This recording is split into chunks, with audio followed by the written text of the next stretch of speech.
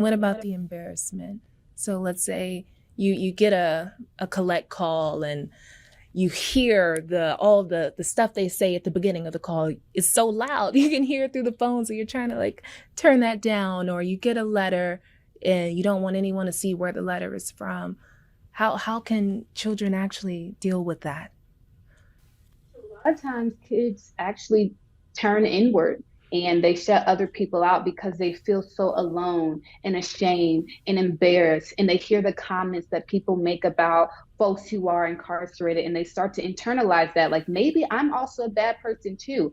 I don't remember my mother being a criminal or an animal or a monster. I remember her being loving, but I'm hearing all these things and maybe other people feel that same way. And so there is a level of embarrassment. There's a huge level of shame. And for a lot of kids, they start to blame themselves. I know for me, I started thinking, well, did I do something wrong to cause the cops to come to our house and to make me go into foster care? Like, did I mess up? Am I the reason why my mother is incarcerated? Could I have done something completely different? And so some people forget that when parents are incarcerated, that it's not just the parent going through that journey of incarceration, but children start to feel incarcerated as well, incarcerated in society, not knowing how to connect with peers and not knowing who they can share this information with and find a community where they can feel safe and not feel like they're wearing a scarlet letter A, for lack of a better term. Yeah.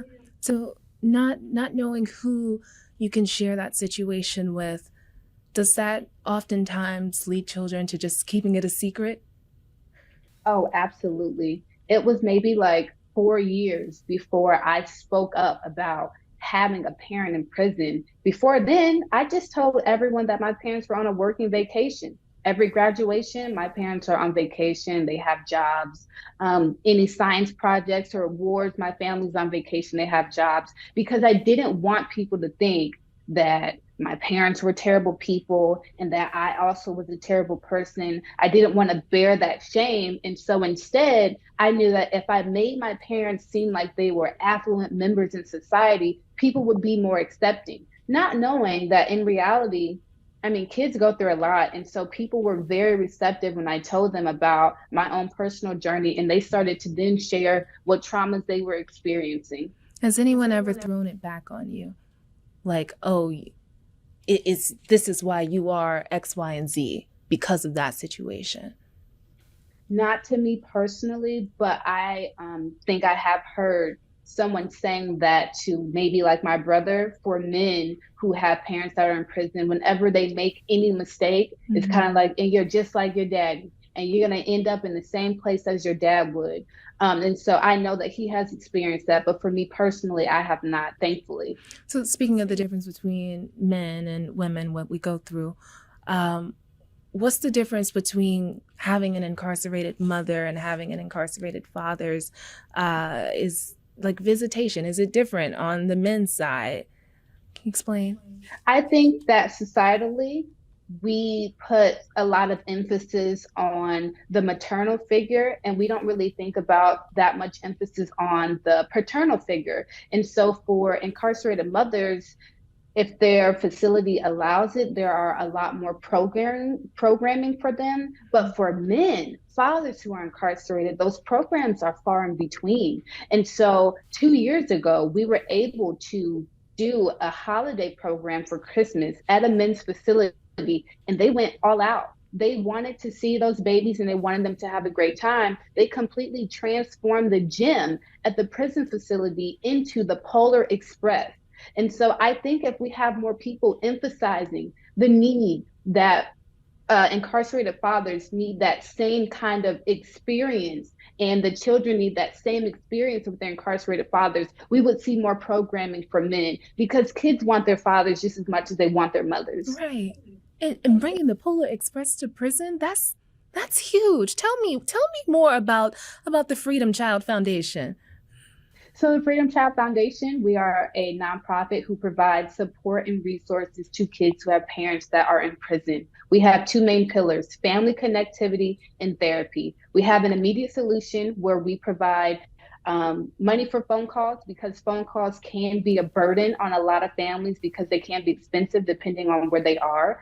When it comes to stationery and letter writing, we emphasize the importance of writing letters, and we send them materials so that they can write letters. When it comes to visitation, gas reimbursements, because we want these families to go and see their incarcerated parent in person. And then we also do these amazing programs and experiences in prison. When my mom was incarcerated, I did this program called Mom and Me Camp. It was unbelievable. And with partners and supporters like Inspire and Square, they have partnered with us to make these experiences that we host in these camps or in these prisons amazing. We did a holiday with mom at a facility this year in May, and every child had Dunkin' Donuts. Yeah.